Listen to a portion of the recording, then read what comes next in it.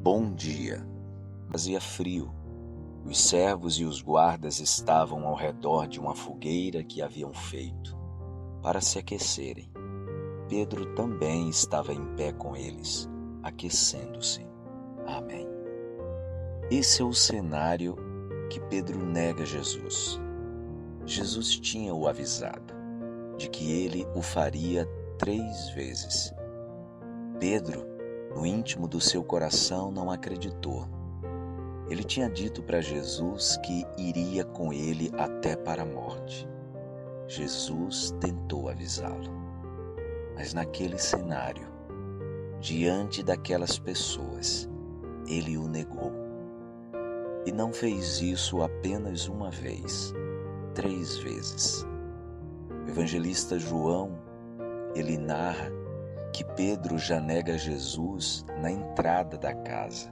Quando estava entrando, uma serva do sacerdote reconhece-o e ele veementemente nega o seu mestre.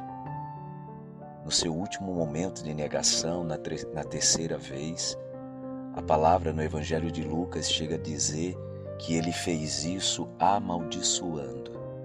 E quando ele acaba de fazê-lo, Jesus passa e o olha. Os seus olhares se cruzam e Pedro simplesmente baixa sua cabeça e sai para chorar amargamente. Deus, ele nos deu a liberdade de amá-lo. Jesus nos deu a liberdade de amá-lo, mas ele não nos força, ele simplesmente nos oferece o seu amor. Creia neste amor e se revista do amor de Jesus, nada mais que isso. Obrigado, Pai.